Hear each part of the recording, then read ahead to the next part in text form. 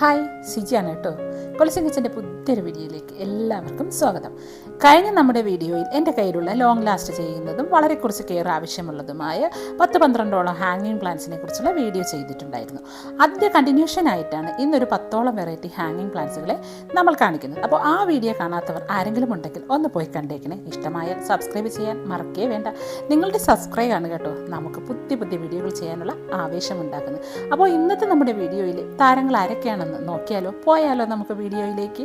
First plant നമുക്ക് സിമ്പിളായി എല്ലാവർക്കും വളർത്താൻ പറ്റുന്ന മാർബിൾ ക്യൂൻ പോത്തോസാണ്.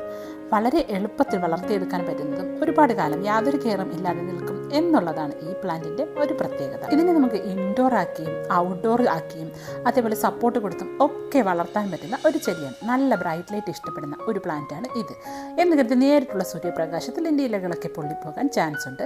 പോട്ടി മിക്സ് ഡ്രൈ ആകുമ്പോൾ മാത്രം നമ്മൾ വെള്ളം കൊടുത്താൽ മതി. അപ്പോൾ ഈ ഒരു നല്ല ഒരു ഡാർക്ക് ഗ്രീൻ കളറിൽ ഇങ്ങനെ നമ്മുടെ മാർബിളിൻ്റെ ആ ഒരു പാറ്റേണിൽ ഒരു ക്രീമി ടെക്സ്ചർ ഇങ്ങനെ സ്പ്രെഡ് ചെയ്തിരിക്കുന്നത് കാണാം. അതാണ് ഈ ചെടിയുടെ ഒരു ഭംഗി എന്ന് പറയുന്നത്.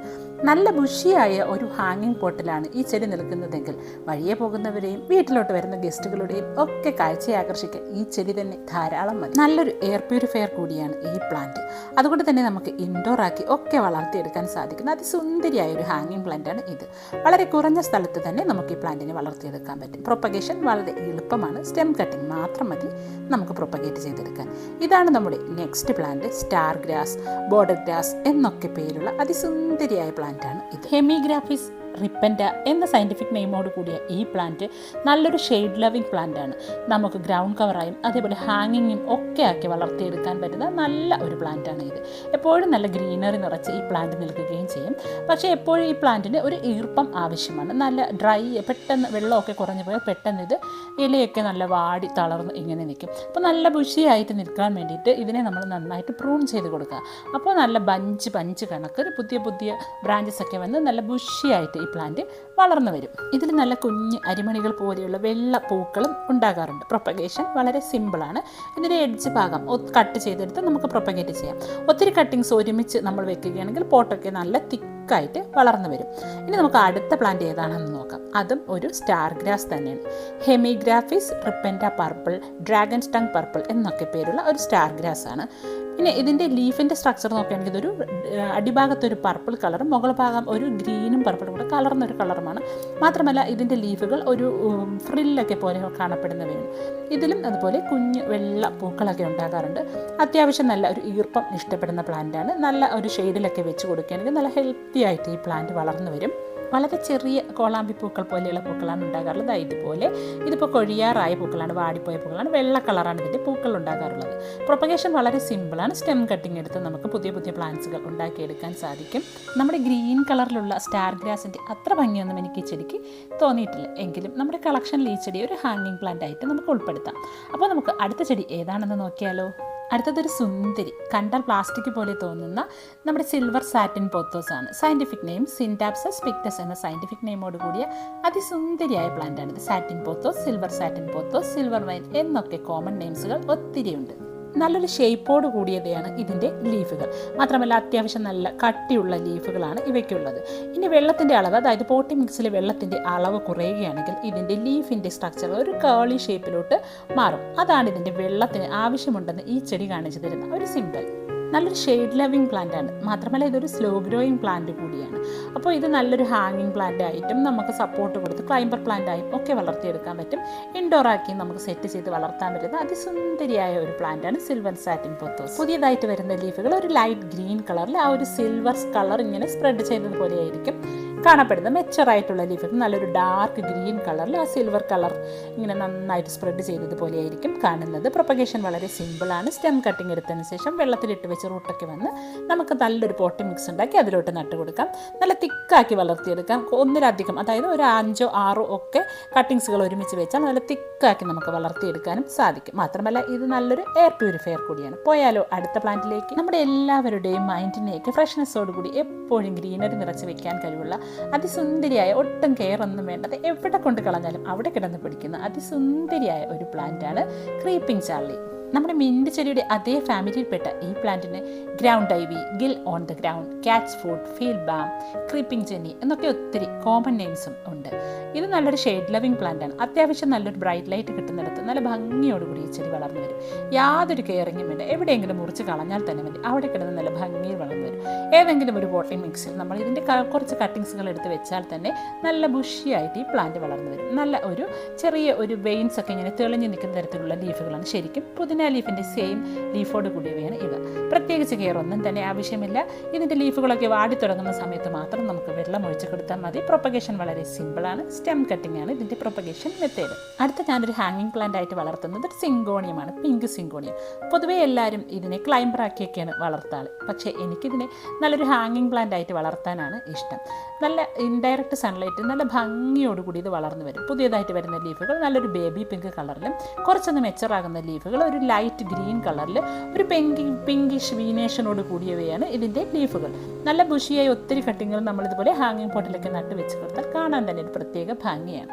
കോമൺ നെയിംസ് ഒത്തിരിയുണ്ട്. Arrowhead plant, arrowhead vine, nephthytis, African evergreen, American evergreen എന്നൊക്കെ ഒത്തിരി പേരുകളും ഇതിനുണ്ട്. പോട്ടിംഗ് മിക്സ് ഡ്രൈ ആവുന്ന അവസ്ഥയിൽ മാത്രം നമ്മൾ വെള്ളം കൊടുത്താൽ മതി. വെള്ളത്തിലിട്ടും ഈ ചെടിയെ നമുക്ക് വളർത്തിയെടുക്കാൻ സാധിക്കും.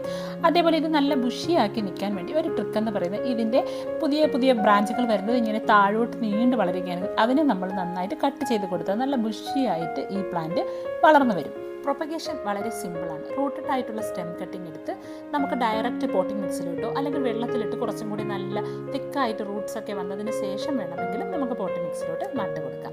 അപ്പോൾ നമുക്ക് നമ്മുടെ അടുത്ത പ്ലാന്റ് ഏതാണെന്ന് നോക്കാം. അടുത്തത് നല്ല ഒരു വാണ്ടറിങ് ജ്യൂ ആണ്. വാണ്ടറിങ് ജ്യൂ ഗ്രീനാണ്. വാണ്ടറിങ് ജ്യൂ ഒത്തിരി വെറൈറ്റീസുകൾ ഇന്ന് നമുക്ക് കാണാൻ സാധിക്കും. ഇതെന്ന് പറയുന്നത് എൻ്റെ ഭാഗത്തായിട്ട് അതിൻ്റെ ലീഫ് തന്നെ വന്ന് ഒരു റോസ് മാതിരി ഇങ്ങനെ കാണപ്പെടുന്ന ഒരു സ്ട്രക്ചറോട് കൂടിയവയാണ് ഈ വാണ്ടറിങ് ജ്യൂസ്. ഈ വാണ്ടറിങ് ജ്യൂസ് എല്ലാം തന്നെ നമുക്ക് വളർത്തിയെടുക്കാൻ വളരെ സിമ്പിളാണ്. ഇതിൻ്റെ സ്റ്റെം കട്ടിങ് എടുത്ത് ഏതെങ്കിലും ഒരു ഭാഗം ഒടിച്ച് വെറുതെ നമ്മൾ കളഞ്ഞാൽ തന്നെ അവിടെ കിടന്ന് പിടിച്ച് വന്നോളും. പ്രത്യേകിച്ച് കെയറിങ്ങിൻ്റെ ഒന്നും ആവശ്യമില്ല. ഒത്തിരി കട്ടിങ്ങുകൾ ഒരുമിച്ച് വെച്ചാൽ മാത്രമേ നമുക്കിതിനെ നല്ല ബുഷിയാക്കി വളർത്തിയെടുക്കാൻ സാധിക്കത്തുള്ളൂ. വെള്ളം അങ്ങനെയൊന്നും ആവശ്യമില്ല. എപ്പോഴെങ്കിലും 2, 3, 4 ദിവസമൊക്കെ കൂടുമ്പോൾ നമ്മൾ കുറച്ചൊന്ന് വെള്ളമൊക്കെ കൊടുത്താൽ മതി. പ്രത്യേകിച്ച് ഫെർട്ടിലൈസറോ ഒന്നും തന്നെ ആവശ്യമില്ല. നല്ല തിക്കായിട്ട് ഭംഗിയിൽ ഗ്രീനറി നിറച്ച് വളരാൻ സാധിക്കുന്ന അതിസുന്ദരിയായ പ്ലാന്റാണ് ഈ വാണ്ടറിങ് ജ്യൂസ്. ട്രൈഡ്സാൻഷ്യ എന്ന സയൻറ്റിഫിക് നെയിമോട് കൂടിയ ഈ പ്ലാന്റ് തന്നെ പല പല വെറൈറ്റികളിലുണ്ട്. വെരിഗേറ്റഡ് ആയിട്ടുള്ളവയും ഒത്തിരി കളറുകളിലുള്ളവയും ഒക്കെയുണ്ട്. ഇതിനെ എളുപ്പത്തിൽ നമുക്ക് വളർത്തിയെടുക്കാൻ സാധിക്കും. പ്രത്യേകിച്ച് കെയറിങ്ങിൻ്റെ ഒന്നും തന്നെ ആവശ്യവുമില്ല. അടുത്തതൊരു എപ്പീഷ്യയാണ്. എപ്പീഷ്യ കുപ്രിയേറ്റ. ഇതിനെ നമ്മൾ വൈൽഡ് എപ്പീഷ്യ എന്നൊക്കെ അല്ലെങ്കിൽ ഫോറസ്റ്റ് എപ്പീഷ്യ എന്നൊക്കെ വിളിക്കാറുണ്ട്. പ്രത്യേകിച്ച് കെയറിങ്ങിൻ്റെ ഒന്നും തന്നെ ആവശ്യമില്ല. ഇതിൻ്റെ ഒരു കുഞ്ഞ് ബ്രാഞ്ച് അവിടെ തറയിലാണ് വീണാലും തന്നെ മതി, അവിടെ കിടന്ന് പിടിച്ചോളും. അത്രമാത്രം കെയറിങ് വേണ്ടാത്ത ഒരു ചെടിയാണ് ഈ പ്ലാന്റുകൾ. പക്ഷേ നമ്മൾ ഹാങ്ങിങ് ആയിട്ട് വളർത്തുമ്പോൾ ഇതിൻ്റെ ഭംഗിയൊന്ന് വേറെ തന്നെയാണ്. നല്ല തിക്കായിട്ട് ഇങ്ങനെ വളർന്നു നിൽക്കുന്നത് കാണുമ്പോൾ മാത്രമല്ല ഇതിൽ നല്ലൊരു റെഡ് കളറിലുള്ള പൂക്കളും ഉണ്ടാകാറുണ്ട്. നല്ലൊരു ഗ്രീനറി നിറച്ച് നമുക്ക് കെയറിങ് ഒന്നുമില്ലാതെ വളർത്താൻ പറ്റുന്ന ഹാങ്ങിങ് പ്ലാന്റ്സ് ഇതൊരു നല്ലൊരു ഓപ്ഷൻ തന്നെയാണ്. പ്രത്യേകിച്ച് ഫെർട്ടിലൈസേഷനോ കെയറിങ്ങോ ഒന്നും തന്നെ ആവശ്യമില്ല. പോട്ടിംഗ് മിക്സ് ഡ്രൈ ആവുന്ന അവസ്ഥയിൽ മാത്രം നമുക്ക് വെള്ളം നൽകാം. പ്രൊപ്പഗേഷൻ വളരെ സിമ്പിളാണ്. സ്റ്റെം കട്ടിംഗ് ഉപയോഗിച്ച് പ്രൊപ്പഗേഷൻ ചെയ്യുകയും ചെയ്യാം. അടുത്ത പ്ലാന്റ് ഏതാണെന്ന് നോക്കാം. നല്ലൊരു ഫ്ലവറിംഗ് പ്ലാന്റ് ആണ്. നമ്മൾ കോഴിവാലൻ ചെടി, പൂച്ചവാലൻ ചെടി എന്നൊക്കെ നമ്മൾ വിളിക്കുന്നൊരു ചെടിയില്ലേ, ഇതാണ് ഇത്. അതിൻ്റെ തന്നെ ഒരു ഹാങ്ങിങ് വെറൈറ്റിയാണ് ഇത്.